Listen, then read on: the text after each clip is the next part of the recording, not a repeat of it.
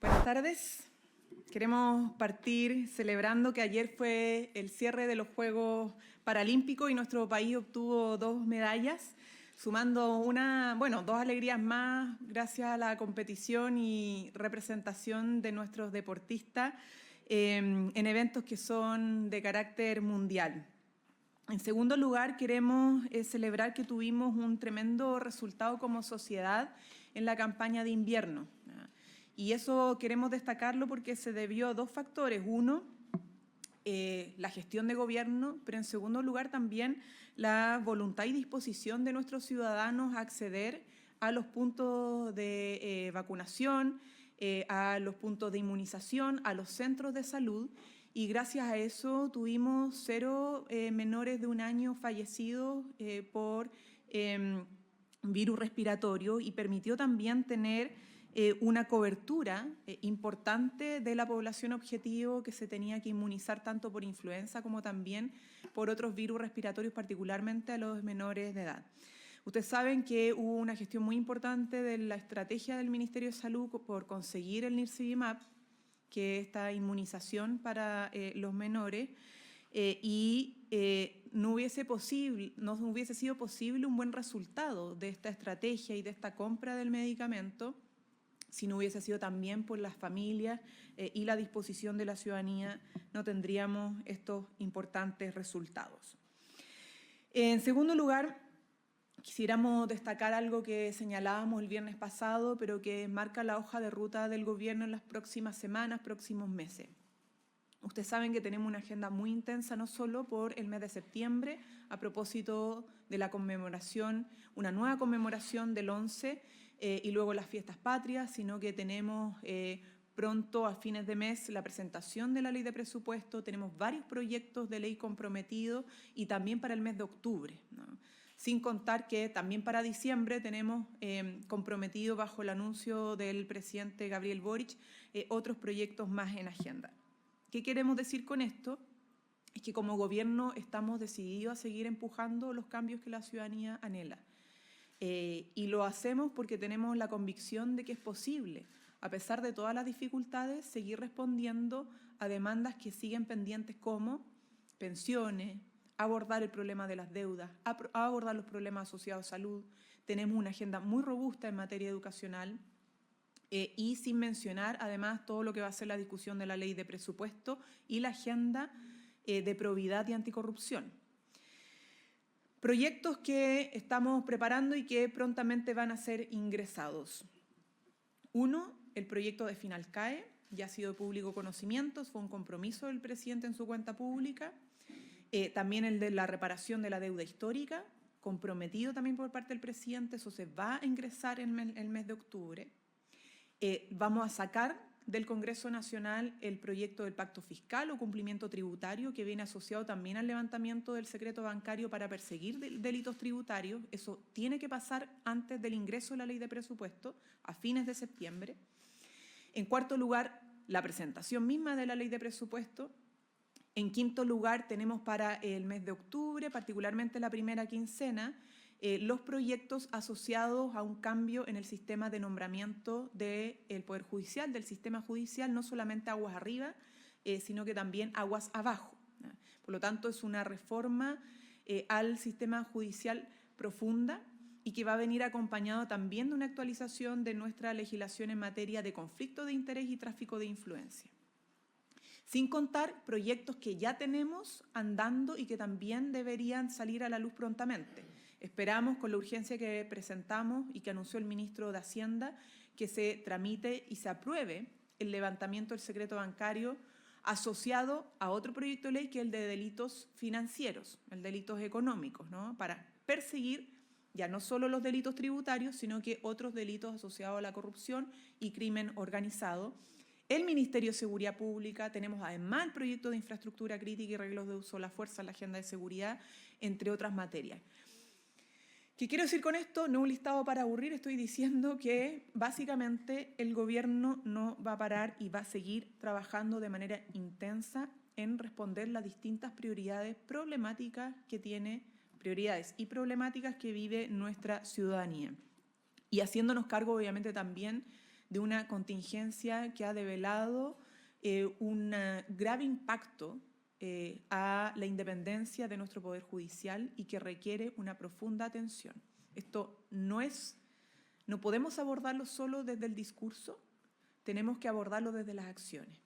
Y lo que hemos conocido de la jueza Ángela Vivanco, los antecedentes que ha puesto no solo el Ministerio Público en su investigación, sino que ahora los antecedentes que ha puesto a disposición después de esta plenaria extraordinaria de la Corte Suprema, de antecedentes graves que afectan la independencia del Poder Judicial, es que con mayor razón, dejando que esta institución del Poder Judicial pueda seguir haciendo su trabajo, nosotros también desde el Parlamento y empujado por el Poder Ejecutivo vamos a ingresar la primera quincena de octubre proyectos asociados a un nuevo sistema de nombramiento y de una mejor regulación de los conflictos de interés y el tráfico de influencia que hemos visto lamentablemente en las últimas semanas, amenazando obviamente a nuestras instituciones democráticas. Tenemos, solo para terminar, esta semana la conmemoración número 51 del 11 de septiembre. Son 51 años desde que se bombardeó nuestra democracia. Y nuevamente, no vamos a abordarlo solo desde el discurso, sino que con acciones. Ya hemos ingresado las indicaciones que comprometió el presidente para el levantamiento del informe Valech, pero para que tenga acceso los tribunales de justicia y el Plan Nacional de Búsqueda. Eso está tramitándose, está ingresado y también prontamente se va a presentar el proyecto sobre desaparición forzada, que también fue comprometido. Y vamos a ver también durante las próximas semanas la publicación en la página del Plan Nacional de Búsqueda del listado ya oficial de los casos de detenidos y detenidas desaparecidas que no había tenido una oficialización por parte del Estado, sino más bien solo de organismos, organizaciones sin fines de lucro, fundaciones, etcétera, pero ahora va a estar puesto de manera oficial, reconociendo algo que hace muchos años debió haberse reconocido, ¿no? Una responsabilidad del Estado por la verdad, por reconocer los crímenes que se han cometido y se cometieron durante la dictadura civil y militar y además tomar acciones proactivas para reparar estas heridas que dejó en no solamente en la familia, sino que en nuestra democracia. Y el 18 seguro sigue andando, el plan, la campaña preventiva con distintas medidas, no voy a redundar en eso, pero quiero decirles que vamos a seguir intensamente trabajando esta semana y la próxima para que la gente pueda y nuestros compatriotas puedan disfrutar como corresponde en este fin de semana largo. Ahora sí, preguntas. ¿Cómo está, ministra? Buenas tardes. Buenas tardes. Ministra, si bien es cierto, las acusaciones constitucionales son facultad del Parlamento, ¿considera que contribuiría a la transparencia el libelo acusatorio que están impulsando desde el Congreso algunas bancadas contra la ministra Ángela Vivanco? Esto también considerando que la propia Corte abrió un proceso en su contra.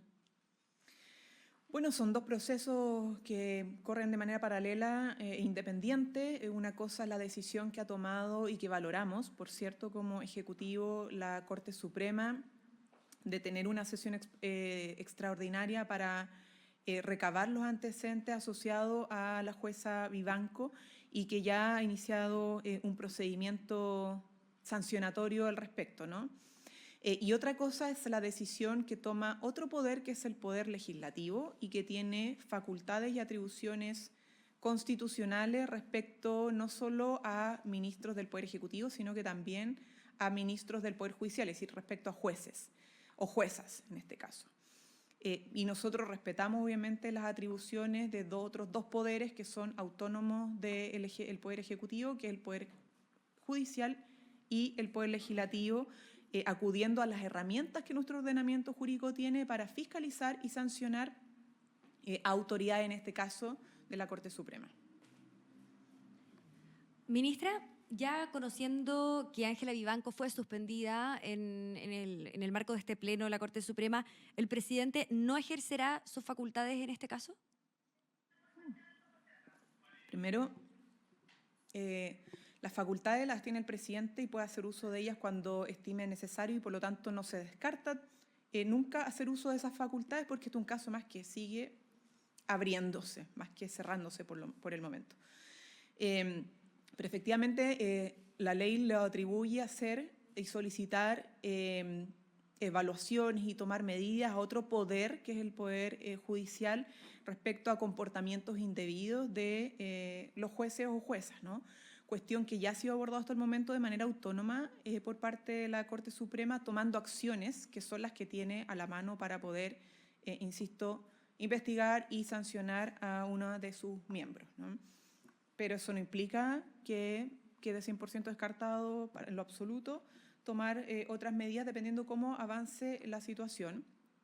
Pero ya nosotros podemos decir, insistir, que valoramos que la Corte Suprema haya emitido una decisión que implica otros pasos, pero que haya incorporado incluso un informe de los antecedentes recabados, que son sumamente serios, ¿ah? Y eso da cuenta de que hubo una capacidad de respuesta de dicha institución que se ajusta obviamente por el momento a lo que debe hacer una entidad como esta frente a un caso de corrupción tan grave como el que hemos presenciado. Ministra, respecto a este mismo caso, le quería preguntar qué opciones estaba barajando el gobierno en materia de modificación al sistema de nombramiento de jueces. Usted decía que se va a ingresar una propuesta o se va a presentar una propuesta en octubre. ¿Qué se tiene pensado? ¿Se tiene pensado quizás eliminar al Senado o a la Presidencia de la República de este proceso, o la creación de un órgano autónomo en esa materia? Y además quería preguntarle en qué estado está el oficio de nominación de los jueces de la Suprema que vencía el 12 de septiembre, que está en el Senado. ¿Este fue retirado? ¿Se va a votar ya en octubre? ¿En qué está eso? Ese detalle lo maneja más el ministro de Justicia. Pero respecto a la primera pregunta, yo lo que puedo señalar, y tuvimos además durante la mañana en el comité político, abordamos este tema en específico junto con el ministro de Justicia, que es el que viene trabajando en recabar las distintas propuestas que se han puesto sobre la mesa y empezar ya a diseñar la propuesta que vamos a ingresar en el mes de octubre. Lo segundo respecto a eso, esto no es una modificación al sistema de nombramiento solo aguas arriba, sino que también aguas abajo. Es al sistema de nombramiento dentro del Poder Judicial. Para abordar el problema que tenemos, no hay que solo abordarlo desde la punta del iceberg, ¿no? Sino que también desde abajo. Y en segundo lugar, es para abordar, en el marco de los conflictos de interés, el tráfico de influencia. Y vamos a modernizar más nuestra legislación para ser más exhaustivos y eficaces en la detección, en la persecución y en la sanción respecto de estos delitos. ¿Por qué es tan importante esto? Y no voy a entrar en detalle justo de la propuesta porque eso comprenderán, todavía estamos además en la fase del trabajo prelegislativo y la van a conocer en octubre. Pero esto es muy, muy relevante. Nuestra democracia requiere protección y fortalecimiento, ¿no? Y estos antecedentes de corrupción y delitos muy graves amenazan nuestra democracia y nuestras instituciones, la independencia de los poderes y además la confianza de la ciudadanía respecto a estas instituciones. Y por lo tanto, para nosotros como gobierno no basta en señalar el problema, sino que hay que tomar cartas en el asunto con acciones y propuestas. Y esas propuestas y esas acciones tienen que tener un sentido de urgencia por más complejas que sean. Necesitamos obviamente el resguardo de que nuestras instituciones van a poder funcionar con mejores estándares para que estas cosas no vuelvan a pasar. Y esa es la máxima que estamos buscando como gobierno y esperamos que todos los sectores políticos, independientemente de la diferencia, hemos conocido casos de corrupción de distinta índole. El problema es que tenemos ahora enfrente un caso de corrupción que toca no una institución, toca varias instituciones, ¿no? Y eso evidentemente le da una connotación y una gravedad mayor que nos tiene que movilizar a la acción y a la resolución con propuestas de este problema y no solo descansar, para terminar, en el trabajo que tiene que hacer la justicia, ¿no?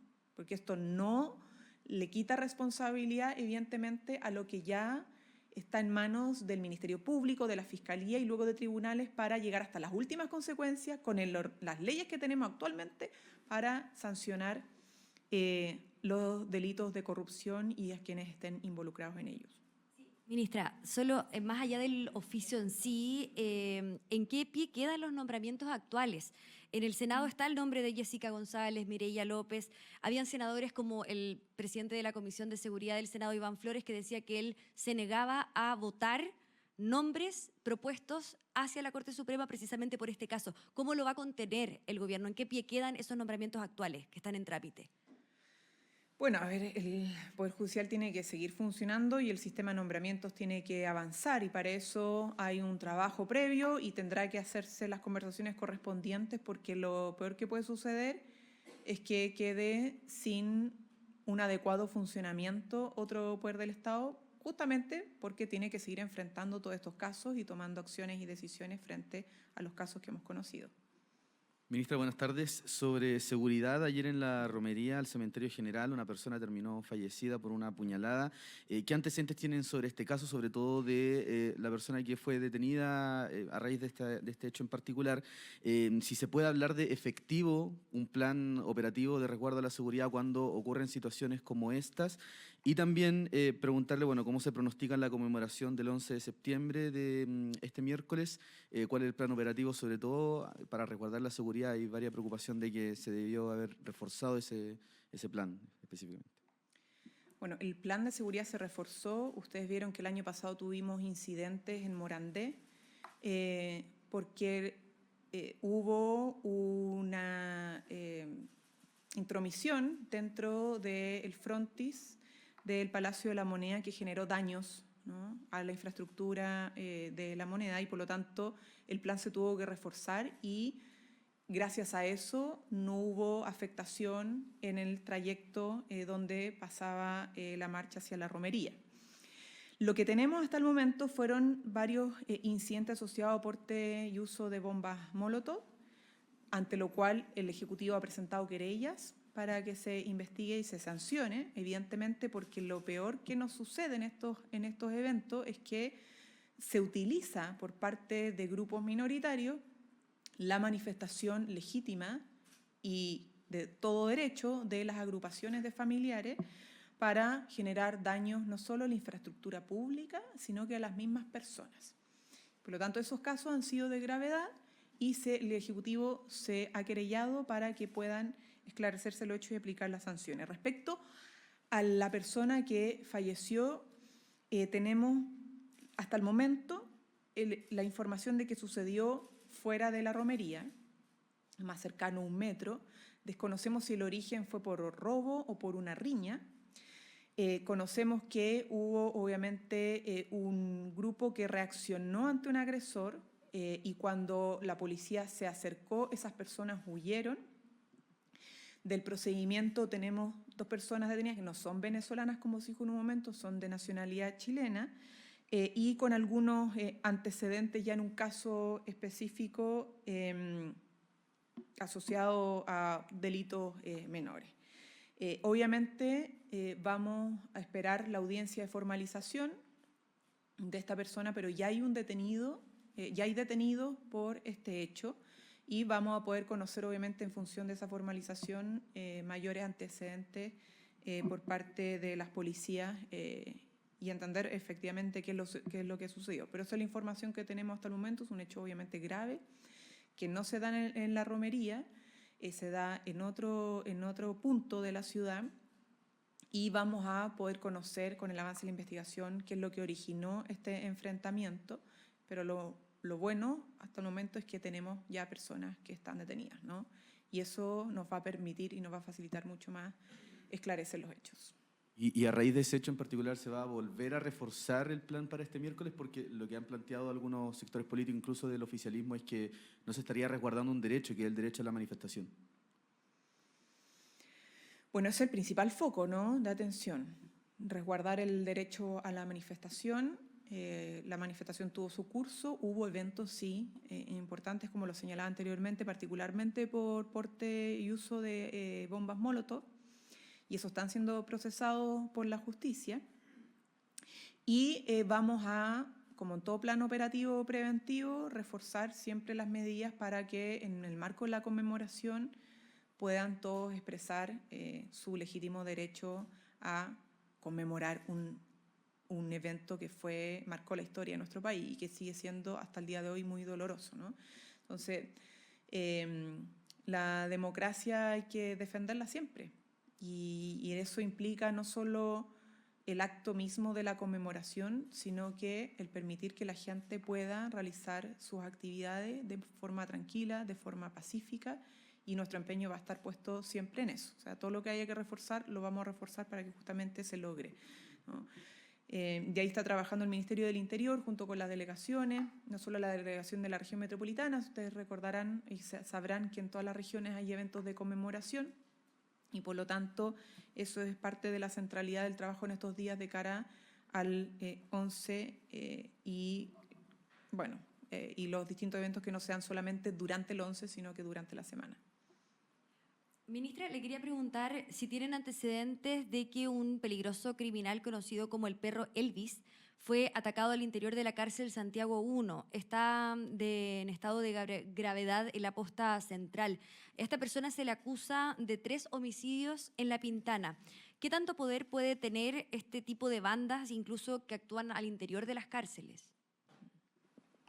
Bueno, ustedes recordarán que gracias al trabajo de seguridad que hemos desplegado, hemos logrado desarticular muchas bandas criminales asociadas a narcotráfico, también de crimen organizado, varias células que han quedado del Tren de Aragua, que también hemos ido desarticulando, hemos dado golpes importantes también a otras bandas, tanto en la región metropolitana como en la zona norte, centro y sur de Chile. Y este caso en particular es uno de los casos que fueron parte de los operativos policiales para desarticular bandas criminales. Esa persona está en la cárcel efectivamente, sabemos que está en estos momentos grave, pero estamos esperando el informe de Gendarmería para conocer las causas concretas de esta herida, porque todavía el detalle no lo tenemos a la vista y eso implica obviamente que el Ejecutivo se omita de dar una opinión basada en los hechos concretos si es que no está el informe de Gendarmería listo para poder comunicar qué es lo que sucedió efectivamente y que determinó con esta persona herida de manera grave. Buenas tardes, ministra. Yo quería preguntarle qué esfuerzos hará el gobierno para conseguir los votos en el Congreso y sacar adelante los proyectos de CAE y eutanasia, y cómo responde a la oposición, donde se alude que estos anuncios de proyectos pueden ser populares, pero no son problemas de fondo, apuntando a que son más un saludo a la bandera. Yo creo que hay que conocer más la situación de las familias en nuestro país para darse cuenta que la deuda por estudiar es un problema grave que existe para miles de familias y que vienen esperando durante años una solución que les alivie su pesar, porque es un pesar. Cuando hablamos del costo de la vida también estamos hablando del nivel de deudas que acumulan familias por cuestiones que siempre debieron ser derechos, como el derecho a la educación. Y esto no es un problema solo para las familias que están endeudadas, para egresados que aunque tengan trabajo, tengan su título, no logran sostener el pago de la deuda que cargan con el CAO, el Fondo Solidario. Pero también por eso digo que no es solo un problema de las familias, también es un problema para el Estado. Esta política ya es insostenible desde el punto de vista fiscal. No da para más. No es sostenible ni para las familias ni para el Estado. Por lo tanto, tiene toda lógica y razón poder terminar con el CAE y construir un nuevo sistema de financiamiento que sí sea sostenible. Que sea sostenible para los estudiantes, como para los egresados de la educación superior y también para el Estado. Desbancarizarlo implica obviamente avanzar es una solución sostenible y que el Estado no esté gastando y gastando todos los años en recompra de créditos, en pago de garantías, etcétera, etcétera, y es solo pérdida, pérdida, pérdida o gran parte de pérdida y también para las familias. Entonces sí es un problema. Y lo mismo con el proyecto de eutanasia, que ya fue comprometido. Primero el presidente lo anunció y tiene que cumplir, ¿no? Esa es la misión del presidente. cumplir con su palabra, y eso implica presentar los proyectos comprometidos para que se dé el debate democrático, saliendo además de la trinchera ideológica, porque la necesidad de avanzar hacia una legislación de eutanasia tiene que ver con un sentido mínimo de humanidad, ¿no? Acompañar médicamente la muerte de pacientes que están en una situación muy crítica, muy crítica. Por lo tanto, poner ese foco desde el punto de vista humanitario, pero también desde el punto de vista médico, el debate es el foco de nuestra responsabilidad. A lo mejor no es dentro del listado de los proyectos que uno dice, bueno, los más urgentes de sacar, pero es un tema prioritario también. Sí hay personas que están sufriendo en estos momentos, ¿no? Y no podemos desconocer esa realidad. Por más que ustedes saben que nuestra agenda de seguridad es una agenda muy grande, muy robusta, hemos sacado una cantidad de proyectos de manera histórica del Parlamento, todos los días trabajamos en seguridad, pero eso no significa desconocer que hay otros problemas que también inquietan a nuestra población. Entonces, saber escuchar esos problemas y atender esos problemas es parte de nuestra tarea, y no solo como gobierno, sino que también esperamos del Parlamento que siempre podemos todos caminar y mascar chicle al mismo tiempo, ¿no? Entonces, ustedes saben que es parte de las tareas, ¿no? No centrarnos solo en una cosa, sino que en varios temas que nos desafía a la ciudadanía a resolver. Muchas gracias. Gobierno de Chile. Chile avanza contigo.